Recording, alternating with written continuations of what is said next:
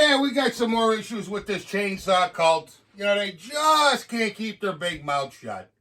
Just can't do it. They can't do it. This is a 462 I built 5 years ago. Okay? Since then, I've improved on it. But this is the original version. The head cutter. Okay? Really nice saw, powerful saw. And I like it. Use it all the time. But anyways, we got these guys, like I said, back on this OPE forum with these ribald comments. Mr. Evans, the mastermind, making some kind of homosexual references or whatever. I don't know what to say to that. I'm heterosexual 100%. And I take offense to people saying that. I mean, I really do, especially on a public forum. It's kind of weak. But, you know, consider the source. But anyways, I guess the whole thing started, Mr. Evans had put out a video, and this guy, Metal and Wood, made a comment on it, something about the chain or whatever. Well, let me give you my 2 cents.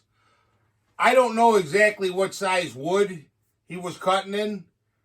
He had a 28-inch bar, and he was cutting in white oak, which is about 1360 Janka. I had a 25-inch bar. Well, it's actually 24, but still says 25.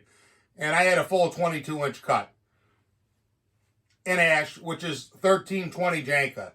So 60 Janka, it's really not going to make that much difference. Was it a dull chain? Was it a dim bulb? Or was it that saw that he built just wasn't that good? I mean, I'd say, personally, this thing would run the shit out of what he has. No doubt about it. And this is from 5 years ago. All of a sudden now, we got a saw. 5 years later, you finally figured it out? Okay, well, whatever.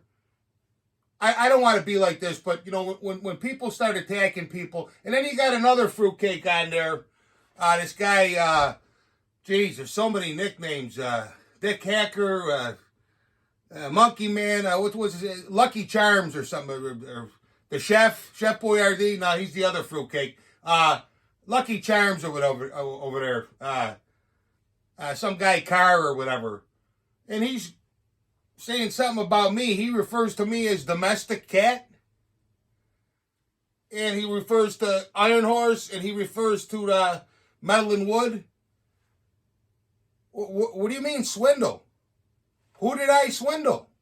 I mean, if you're going to say that, you better have somebody standing in the background that can vouch for what you say, because I take that as an attack on my name, and I take that very personally, Sean.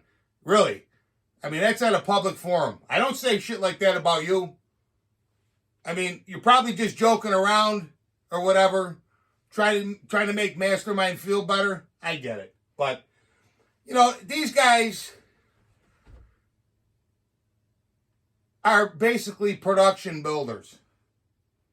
You know, like you've got, let's take the machining occupation.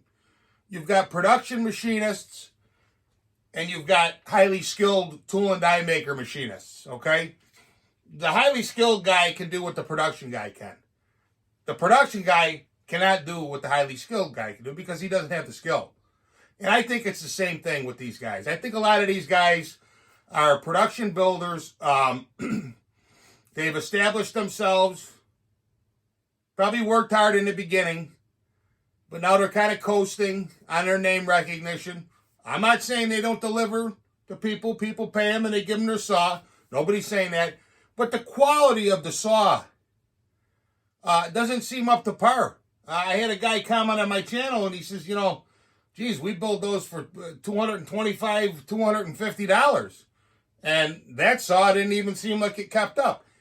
And that's exactly what, you know. And as far as the production aspect, I can understand from one point of view where if I'm building 10 of these, I can understand where a guy would want to make them all the same.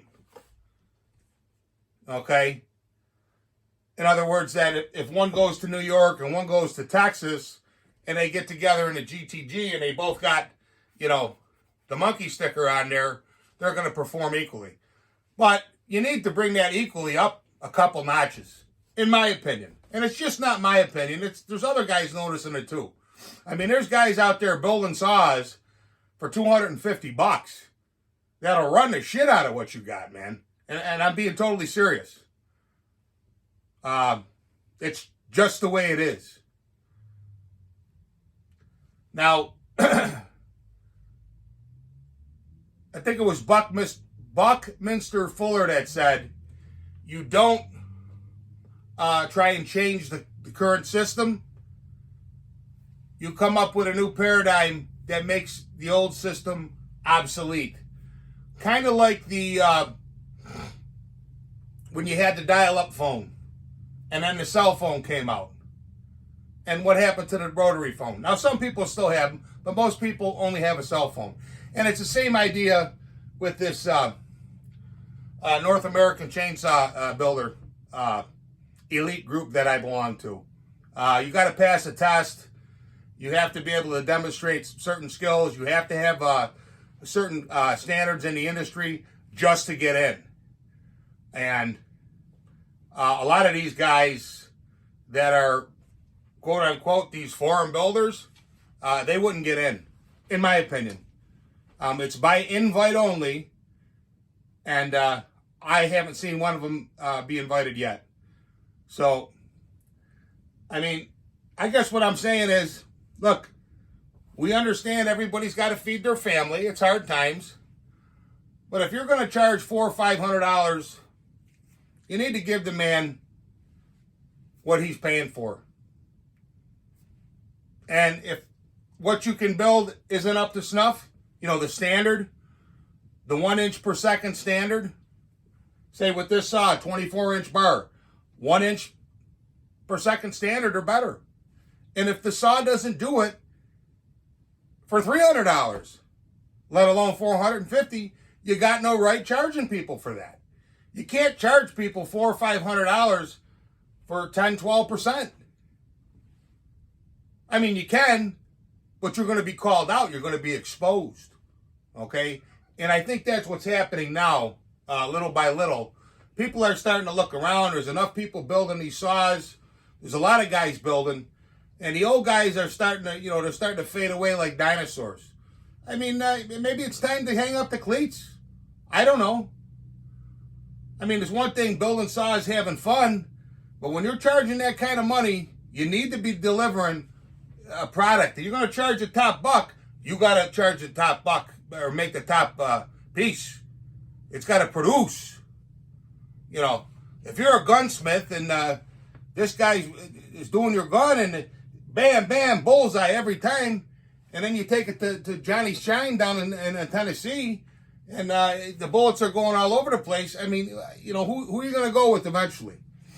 And it's unfortunate, but that's how these guys roll. But like I said, with this organization, this elite group of guys, these forum guys will soon be either they're going to have to catch up to the modern way of doing things, or they're going to be left in the dust. But I don't appreciate you guys making any kind of ribald comments on a forum like a bunch of old ladies. Mr. Carr, Lucky Charms or whatever, Lucky Dogs or whatever. I don't appreciate you saying I'm a swindler, because it's not true. Really, I have had nothing bad to say about you. Actually, I thought you were kind of an all right guy, but I guess not. I guess you've just shown your true colors. So with that, I got to go cut some wood tomorrow if it ain't raining. So I'm going to hit the bricks. But yeah, one more thing. You realize how hard I have to work doing this, cutting a tree down, cutting it into pieces, and then splitting it. You know how hard I have to work to make $450?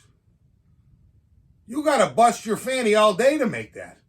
You know, it must be nice to come on and put the thing on the lathe and make a quick skim cut and do a quick lipstick job, throw it all together and $450, cha-ching. Wow, that must be nice. But you know what, dude? I'd rather have dirty hands and clean money. Because I'm going to tell you something. Buddy. All these guys are starting to catch on to the scam here. Well, I shouldn't say scam, but they're starting to catch on. And there may be come a time when, you're going to have a posse on your ass of guys you've been, taking and taking and taking from here and not delivering the product.